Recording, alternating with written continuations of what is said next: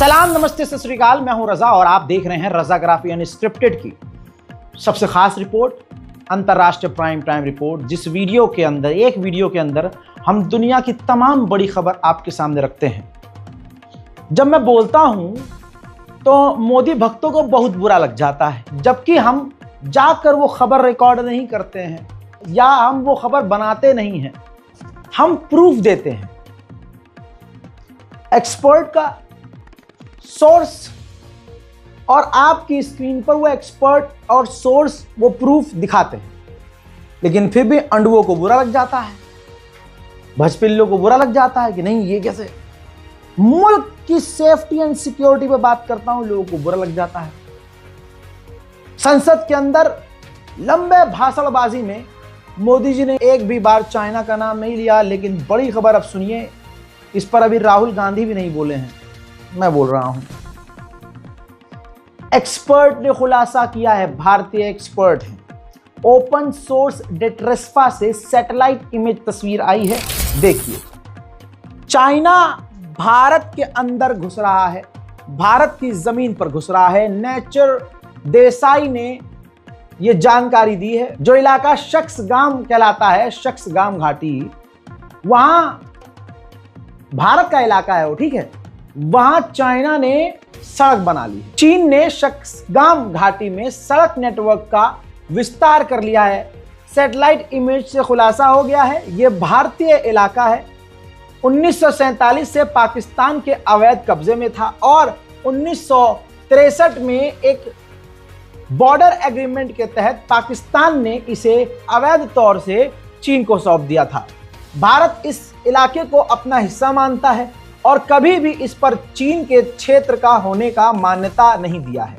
शख्सगाम घाटी लद्दाख से सबसे ऊपरी भाग में सियाचिन ग्लेशियर के ठीक नीचे है भाई, जिसे भारत ने 1984 में ऑपरेशन मेघदूत के दौरान आजाद करा लिया था और उसको अपने हाथ में ले लिया था।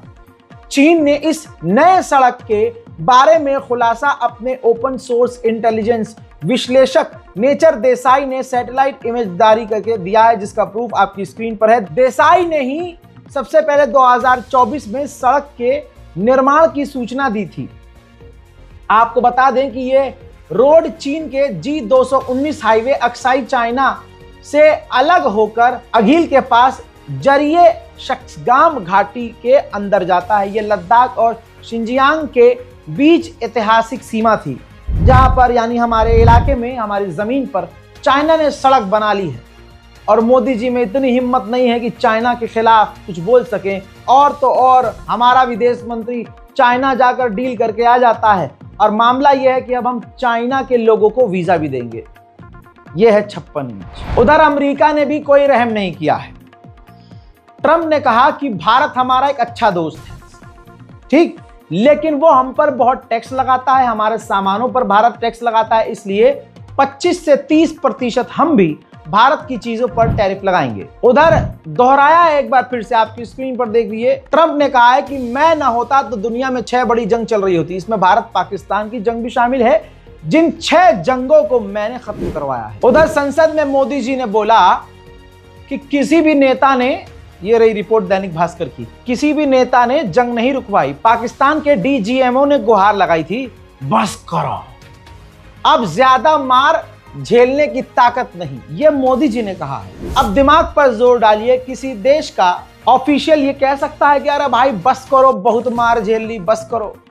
यह मोदी जी का ऐसा ही सच है जैसे गोदी मीडिया ने जिस सच्चाई से पाकिस्तान पर, इस्लामाबाद पर कब्जा कर लिया था।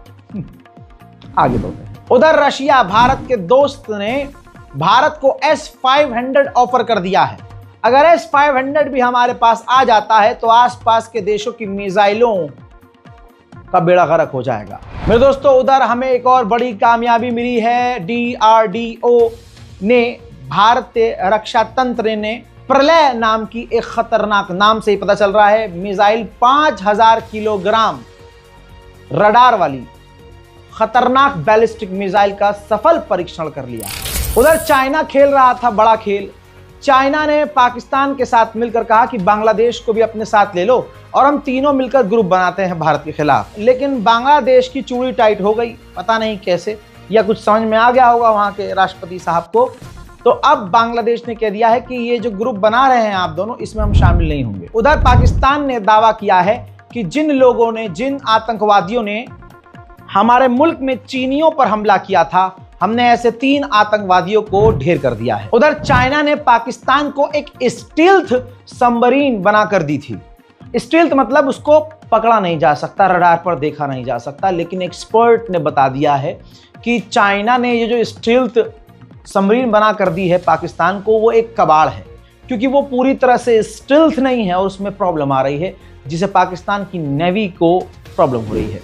लेकिन दूसरी तरफ चाइना काफ़ी एडवांस भी हो गया है। चाइना ने फिलहाल दावा ये कर दिया है कि हमने एक एंटी सैटेलाइट लेजर बना दिया है, यानी अंतरिक्ष में, खला में अगर कोई सैटेलाइट होगी तो चाइना जमीन से ही लेजर मारकर उसको तबाह कर सकता है। ताइवान के राष्ट्रपति अमेरिका के दौरे पर जाने वाले हैं, जिस पर सामने आया है चीन का पक्ष। चीन ने ऑफिशियली स्टेटमेंट जारी करके इसका विरोध किया है।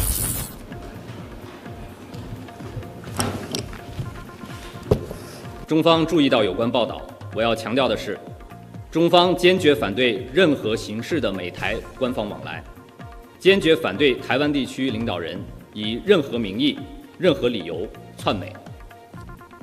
这一立场是一贯、明确、坚定的，希望美方恪守一个中国原则和中美3个联合公报，慎之又慎处理台湾问题，共同推动中美关系。 उधर चाइना इस वक्त ताइवान के करीब मिलिट्री ड्रिल कर रहा है। उधर अमेरिका ने चाइना को भी धमकी दे दी है कि रशिया से तेल मत खरीदो, वरना हम आप पर 100% टैरिफ लगा देंगे। यूरोपियन यूनियन को ट्रंप पीट पीट कर अपना काम भी निकलवा रहे हैं और माल भी बेच रहे हैं।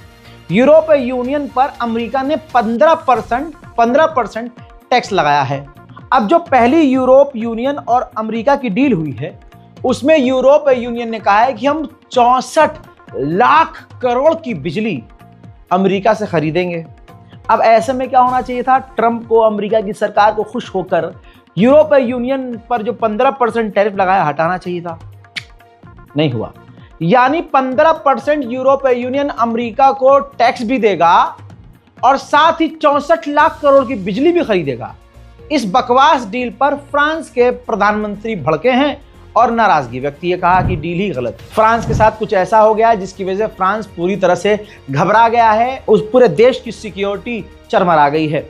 मैं बता दूं कि फ्रांस का हैकर्स ने डेटा लीक कर लिया है। उस डेटा के अंदर राफेल और एडवांस फाइटर जेट, नए जो फाइटर जेट बनाने की उसकी तैयारी है, एडवांस उसके डिफेंस सिस्टम और कई तरह के हथियारों की जानकारियां थी जो अब लीक हो गई हैं। मेरे दोस्तों, जैसा आपको पता ही है कि हमारे रजाग्राफी _ऑफिशियल इंस्टाग्राम को पूरी तरह से सस्पेंड करवा दिया गया। पूरी कहानी मैं आपको यहां बता नहीं सकता हूं, लेकिन सच बोलने की सजा ये मिली। लेकिन तकलीफ ये नहीं है कि वो चला गया चैनल, ठीक, वो अकाउंट सस्पेंड हो गया। दुख ये है कि मुझे भरोसा था अपनी कौम पर, अपने लोगों पर घमंड था कि सच देखने वाले इस बात को जब सुनेंगे तो कहेंगे कि रजा भाई, हम आपके साथ हैं, हम आपके इस रजाग्राफी अनस्क्रिप्टेड अकाउंट को भी इंस्टाग्राम पर फॉलो कर लेंगे, हम आपके साथ हैं। लेकिन ऐसा नहीं हुआ। 5.5 लाख फॉलोअर्स वाला इंस्टाग्राम कुछ अंधभक्तों के मास रिपोर्टिंग से चला जाता है। मेटा से बात करते हैं, पता चलता है कि भारत में ऐसा कोई मेटा का हेड नहीं है या ऑफिस ऐसा नहीं है जो आपकी इस मुसीबत को हल कर दे। मेटा का हाल फेसबुक का बहुत बुरा है यहाँ पर, और मेटा के ही अंडर, मेटा पहले फेसबुक था, अब वो मेटा हो गया, और मेटा ने ही व्हाट्सएप, इंस्टाग्राम और ये सब खरीदा हुआ है। तो आदमी क्या करे। लेकिन अपनों ने जो दिल दुखा दिया भाई, ये बड़ी अजीब चीज़ हो गई मेरे साथ। मुझे भरोसा था कि अपने लोग फॉलो करेंगे, वहाँ चले गए, भाड़ में आए, वो अकाउंट चला गया। लोग सर्च करेंगे और हमारे इस अकाउंट रजाग्राफी अनस्क्रिप्टेड को फॉलो करेंगे, लेकिन ऐसा नहीं हुआ। कोई बात नहीं, मैं अपना काम करता रहूँगा, आप अपना काम करिए, इग्नोर करिए, मत सुनिए, बस मज़ा लीजिए। खुदा हाफिज़, जय हिंद।